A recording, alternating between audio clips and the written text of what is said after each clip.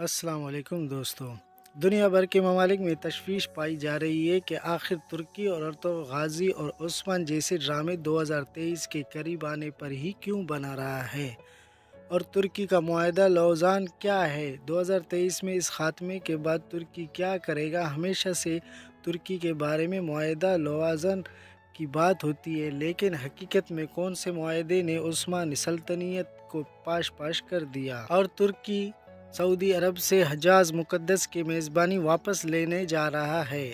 صدر اردگان سال 2023 کے لیے کون سے بڑے اور انقلاب برپا کر دینے والے فیصلے کرنے جا رہے ہیں؟ آج کی ویڈیو میں ہم آپ کو اس بارے میں سوالات کے جوابات ملیں گے۔ معاہدہ لوزان کے بارے میں تو یقیناً بہت سے دوستوں نے سنا ہوگا، لیکن تاریخ میں ایک ایسا معاہدہ بھی ہے جس نے حقیقتاً سلطنت عثمانیہ کو ٹکڑے ٹکڑے کر کے رکھ دیا تھا۔ کہتے ہیں کہ صلح و معاہدات کسی بھی دو ملکوں یا اقوام کو آپس میں جوڑنے، بھائی چارگی کے رشتوں کو آگے بڑھانے اور ترقی کی راہ پر گامزن رکھنے کے لیے اہم کردار ادا کرتے ہیں۔ لیکن کیا آپ کو معلوم ہے کہ تاریخ میں ایک ایسا معاہدہ بھی ہوا ہے جس نے ممالک کو آپس میں جوڑا ہو یا نہ جوڑا؟ مدتوں سے نصف دنیا پر حکومت کرنے والی سلطنت کا گلا ضرور گھٹ گیا۔ آج دنیا میں رہنے والے ہر انصاف پسند، حق پسند اور باضمیر انسان جب بھی اس معاہدے کے بارے میں سنتا ہے تو اس کی آنکھوں میں آنسو چھلک جاتے ہیں۔ جی ہاں، یہ وہی دن تھے جب کہ نئی جمہوریہ ترکی نے اپنی یورپی اکاؤں کے آگے من و عن تسلیم کر تمام اختیارات سے سبکدوشی اختیار کر لی تھی۔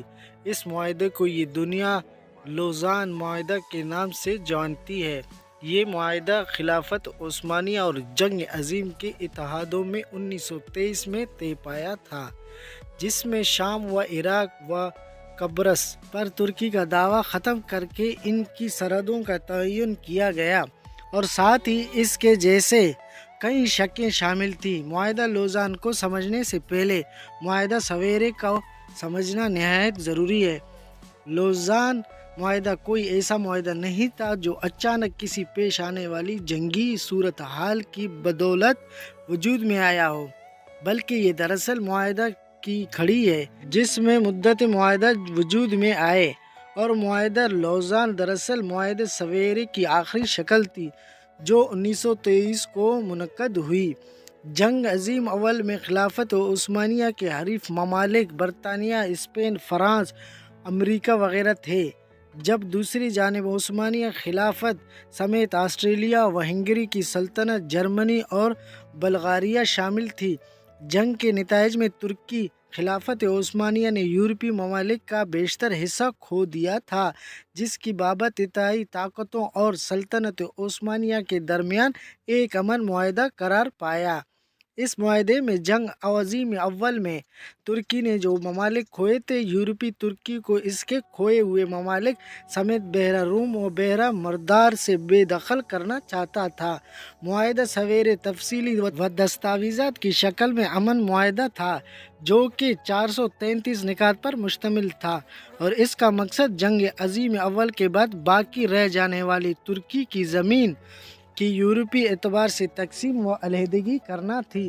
سب سے مایوس کن تھا دفعہ 36 کے شق 1 کا سیکشن 3، جس میں ترکی کو اس بات پر قائل کیا گیا کہ بظاہر تو ترکی کی حکومت رہے گی، لیکن آبنائے باسفورس، بحیرہ مردار اور بحیرہ روم میں اقدام کے کمیشن آف اسٹریٹس قائم کیے گئے، جس میں یونان سمیت تمام اتحادی شامل تھے، اور ان کا مقصد ترکی کی آبائی کو کنٹرول میں رکھنا تھا۔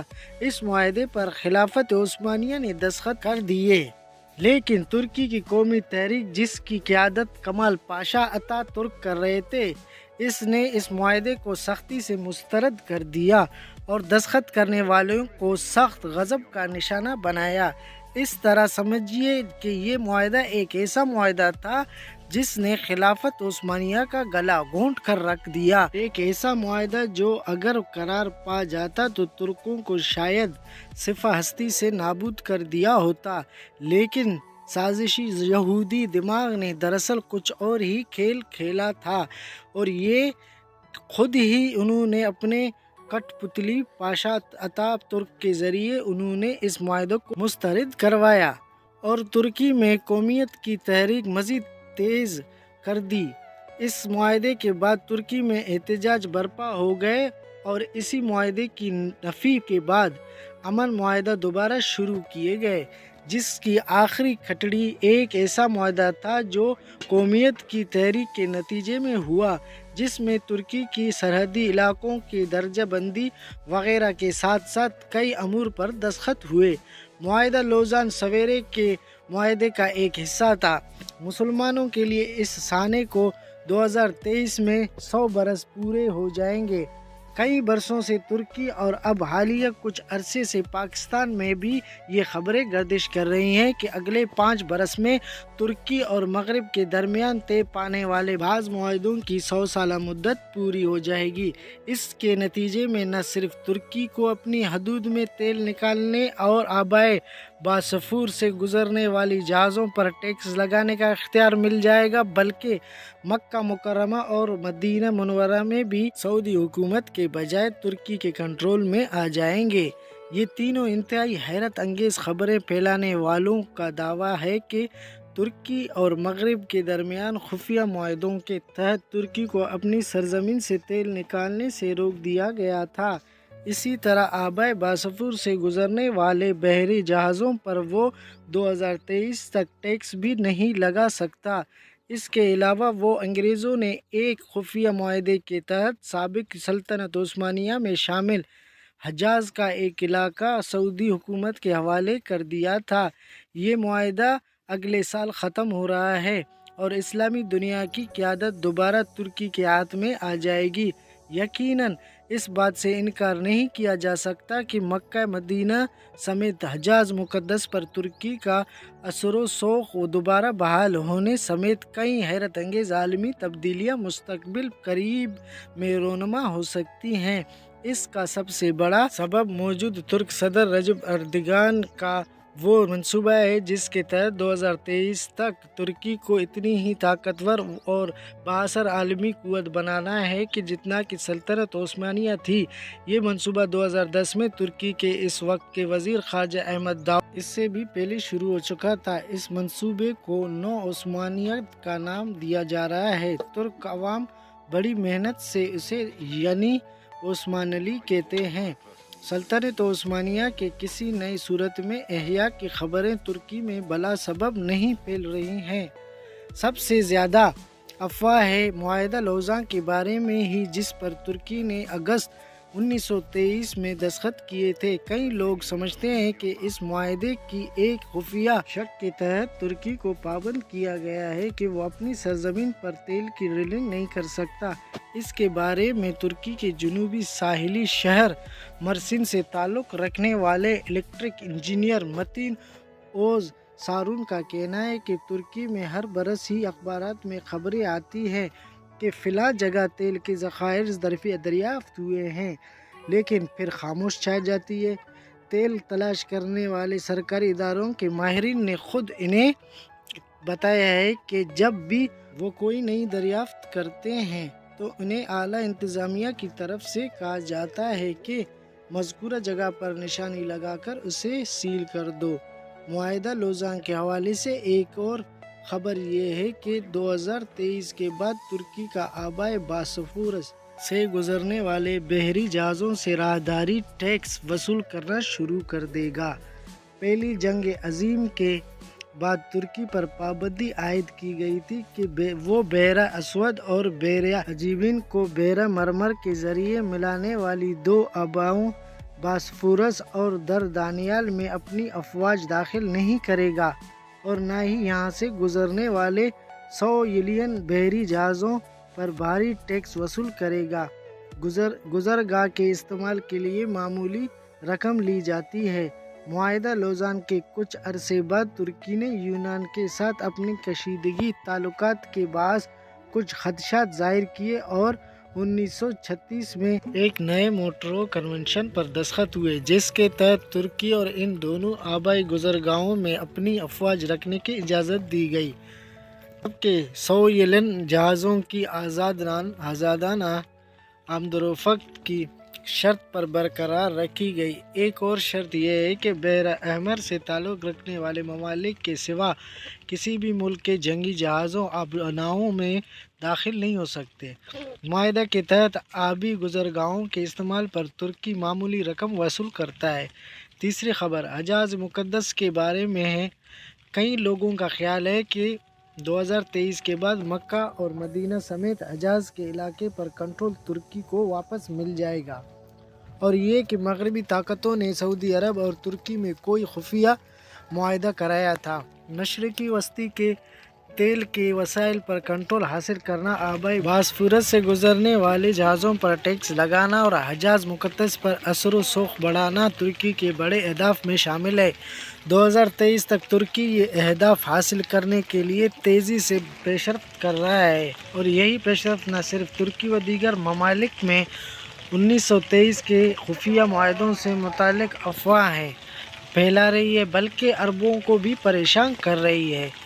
نو عثمانیت یعنی عثمان علی نامی منصوبے کے بظاہر دو حصے ہیں۔ ایک حصہ اعلانیہ ہے، جسے رجب طیب اردگان کے ورث 2023 کا نام دیا گیا ہے۔ اس میں ترکی کی معاشی ترقی کے حوالے سے ہدف کا ذکر ہے، لیکن دوسرا غیر اعلانیہ حصہ زیادہ اہم ہے، جس پر خاموشی سے عمل ہو رہا ہے۔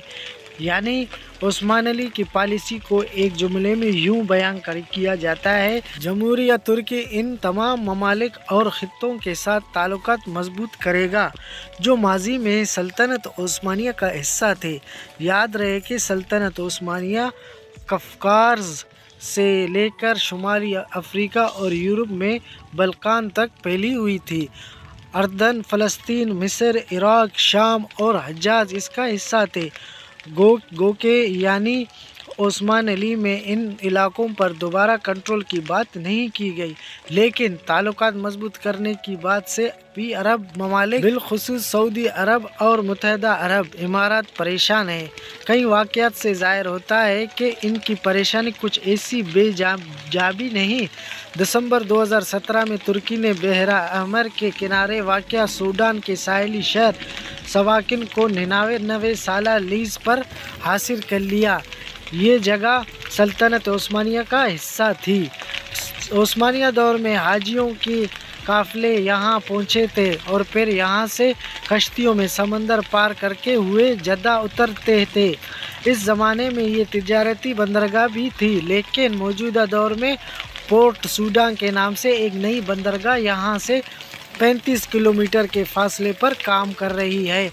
ترکی نے سوڈان سے یہ ساحلی بندرگاہ اس بنیاد پر لیز پر لی ہے کہ تاریخی شہر کی تعمیر 9 کے بعد اسے سیاحتی مقام بنایا جائے گا۔ تاہم معاہدے کی شرائط میں یہ بات بھی موجود ہے کہ ترکی اپنی جنگی جہازیں یہاں رکھ سکتا ہے اور مستقبل میں یہ کسی بھی قسم کے فوجی تعاون کے لیے استعمال ہو سکتے ہیں۔ سعودی عرب کے قریب ترکی نے یہ واحد جگہ حاصل نہیں کی۔ سواکن کے قریب معاہدے سے 3 ماہ قبل ترکی نے صومالیہ میں فوجی اڈہ بنایا تھا۔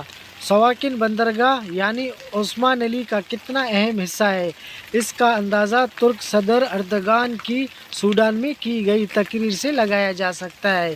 انہوں نے کہا ہے کہ تصور کریں کہ ترکی سے حاجی یہاں آتے ہیں، سواکن میں تاریخی مکانات کا دورہ کرتے ہیں اور پھر کشتی میں بیٹھ کر جدہ پہنچ جاتے ہیں۔ سواکن میں بندرگاہ یقیناً ترکی کو حجاز مقدس کی کھوئی ہوئی سرزمین سے قریب تر کر دے گی۔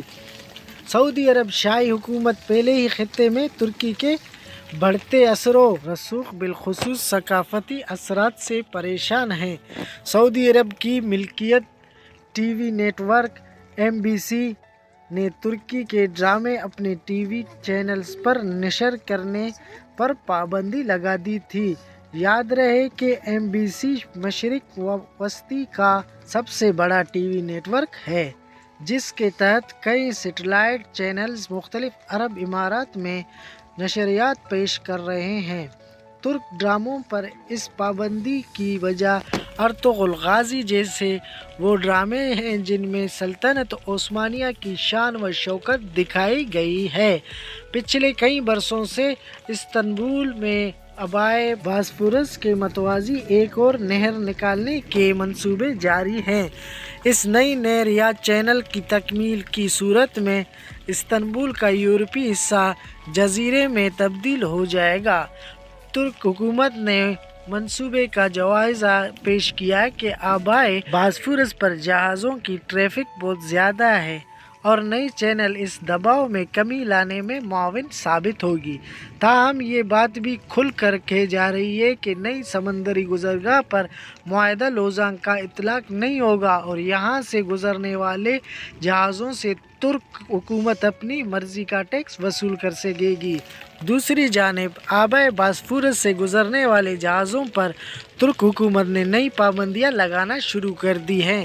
یہ پابندیاں حال ہی میں لگائی گئی ہیں جن کے تحت جہازوں کے کپتان پابند ہوں گے کہ وہ آبائے باسفورس میں داخل ہونے سے پہلے ایک ہی تفصیلی سیفٹی لسٹ جمع کرائیں گی۔ اسی طرح 300 میٹر سے زیادہ طویل جہاز 10 دن پہلے اپنی آمد کی اطلاع دیں گی۔ ترک حکومت آبنائے باسفورس سے گزرنے والے بحری آئل ٹینکر کے خطرناک ہونے کا نقطہ پہلے ہی کئی بار اٹھا چکے ہیں۔ ایسے حالات میں کہا جاتا ہے کہ معاہدہ لوزاں ختم ہونے کے بعد ترکی ایک دفعہ پھر ایکشن میں ہوگا۔ اگر آپ اس چینل پہ نئے ہیں تو ہمارے چینل کو سبسکرائب کریں، بیل آئیکن کا بٹن دبائیں تاکہ ہماری ہر نئی ویڈیو آنے والی ویڈیو آپ تک بآسانی پہنچ سکے۔